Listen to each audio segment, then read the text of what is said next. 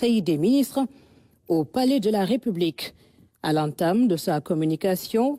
le président de la République a adressé à nouveau ses condoléances les plus attristées aux familles des victimes du dramatique accident de la route survenu le jeudi 25 avril 2024 sur l'axe Koungheul-Koumpentoum au village de Yamong. Il a souhaité un prompt rétablissement aux blessés qui bénéficient déjà de la prise en charge de l'État. Le chef de l'État a fait part au Conseil de sa vive préoccupation face à la recrudescence des accidents de la route depuis plusieurs semaines. Le président de la République a demandé au ministre en charge des transports terrestres, de la gendarmerie et de la police nationale de proposer, sous la supervision du Premier ministre, un plan d'urgence, de prévention et de sécurité routière qui sera exécuté dans toute sa rigueur et dans les meilleurs délais. Le chef de l'État a en outre instruit le ministre en charge des transports terrestres de procéder à l'évaluation des actions de l'Agence nationale de sécurité routière ANASER et à l'ajustement de ses interventions en termes de sensibilisation et d'accompagnement des acteurs des transports publics, notamment les chauffeurs. À cet effet, il a noté la nécessité pour l'État de consolider le partenariat avec les acteurs et les syndicats de transport pour intensifier le dit processus et sa généralisation. Dans le même élan, le président de la République a demandé une évaluation rapide du système de gestion des sociétés publiques de transport, notamment de la société Dakar Demdik, dont l'audit des activités, des parcs de bus, des ressources humaines, du modèle économique et de la gouvernance globale s'érige en priorité pour consolider le développement du secteur. Il a de plus invité le ministre des Transports terrestres à faire le point sur le lancement effectif des activités du bus rapide transit BRT et ses modalités d'exploitation et de gestion. D'ailleurs, le chef de l'État a demandé au Premier ministre et au ministre en charge des Transports terrestres de préparer la tenue, avant fin juillet 2024, des États généraux des transports publics pour asseoir les consensus indispensables à la transformation rapide et intégrale du transport public. Évoquant la célébration de la fête du travail, le président de la République est revenu sur la cérémonie de remise des cahiers de doléances syndicales des centrales des travailleurs pour l'année 2024, tenue le 1er mai au Palais de la République. Après avoir salué l'engagement consensuel pour un pacte de stabilité sociale durable afin de soutenir la transformation systémique du Sénégal, le président de la République a félicité l'ensemble des travailleurs pour leur contribution remarquable à l'œuvre de construction nationale.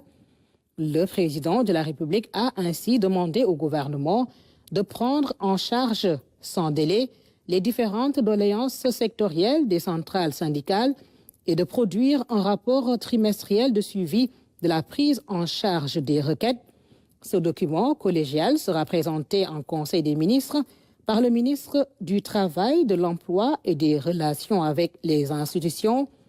Le président de la République a en outre signalé la nécessité de renforcer le dialogue social permanent dans la fonction publique avec une évaluation concertée de l'état des engagements du gouvernement dans le cadre d'accords signés avec les différents secteurs de l'administration. Le chef de l'État a demandé au Premier ministre de veiller à la consolidation du dialogue tripartite État, patronat, centrale syndicale pour assurer la stabilité sociale et la signature prochaine d'un pacte social consensuel et durable indispensable à la mise en œuvre optimale du programme de transformation systémique du Sénégal. Le chef de l'État a aussi demandé au ministre de la Famille et des Solidarités de procéder à la revue systématique des programmes et projets sociaux en vue d'accélérer, sous la coordination du Premier ministre, leur actualisation et leur redéploiement sectoriel et territorial dans une dynamique de consolidation soutenue de la justice sociale.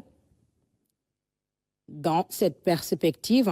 le président de la République a indiqué l'urgence d'une actualisation du registre national unique RNU avant le 30 juin 2024 et de revoir les critères d'éligibilité et les listes des bénéficiaires des bourses de sécurité familiale. Le chef de l'État a invité le gouvernement à instaurer une journée de solidarité nationale pour conforter le projet d'un Sénégal juste et prospère dans la solidarité. Le président de la République a informé le Conseil qu'il participera le vendredi 3 mai 2024 avec une forte délégation à la 83e édition du Dakar annuel de Médina Gounass. Au titre de son agenda diplomatique, le président de la République est revenu sur la visite de travail et d'amitié qu'il a effectuée en République de Guinée-Bissau le mardi 30 avril 2024. Il a remercié le président Umaro Sissoco Embalo pour l'accueil exceptionnel et l'hospitalité remarquable qui lui a été réservée. Enfin, le chef de l'État a annoncé au Conseil sa participation au sommet de l'Organisation de la coopération islamique OCI qui se tiendra les 4 et 5 mai 2024 à Banjul, en République sœur de Gambie. Dans sa communication, le Premier ministre s'est félicité de la tenue le samedi 27 avril 2024 du séminaire gouvernemental dont le ministre, secrétaire général du gouvernement, présentera les conclusions et recommandations. Le Premier ministre a ensuite abordé les priorités autour desquelles il compte mobiliser l'action gouvernementale au cours des prochaines semaines. Il s'agit tout d'abord de la proposition de mesures concrètes d'atténuation de la vie chère, d'un meilleur ciblage des subventions des produits de première nécessité et des produits pétroliers ainsi que de la réduction du train de vie de l'État. Les actions prioritaires porteront également sur les réformes fiscales en vue d'une plus grande équité et de transparence sur la réforme du système de rémunération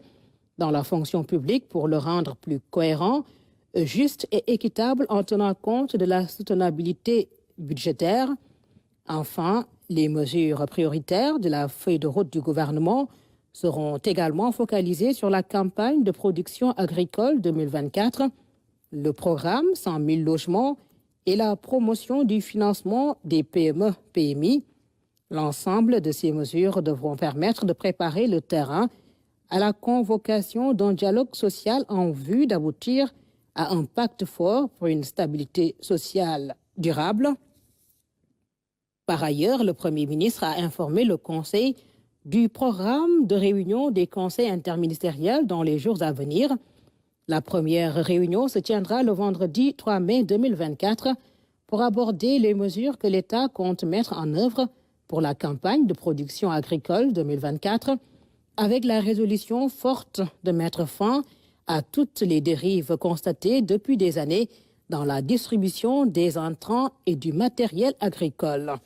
Enfin, le Premier ministre a rendu compte au Conseil des audiences qu'il a accordées au président de la commission de l'UEMOA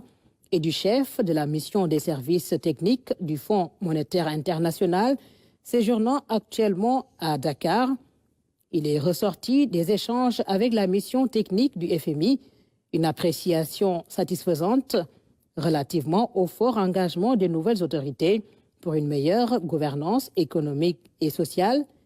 La mission a également relevé la similitude du programme gouvernemental avec le programme signé avec le FMI. Au titre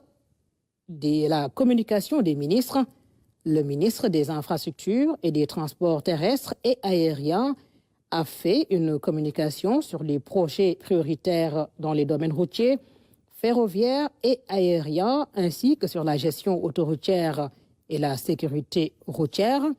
Le ministre de l'Agriculture, de la Souveraineté alimentaire et de l'Élevage a fait une communication sur le suivi de la campagne de commercialisation arachidière 2023-2024,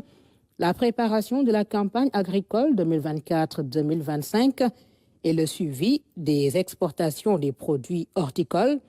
Le ministre, secrétaire général du gouvernement, a fait une communication sur les conclusions et recommandations du séminaire gouvernemental Communiqué du Conseil des ministres fait à Dakar le 2 mai 2024.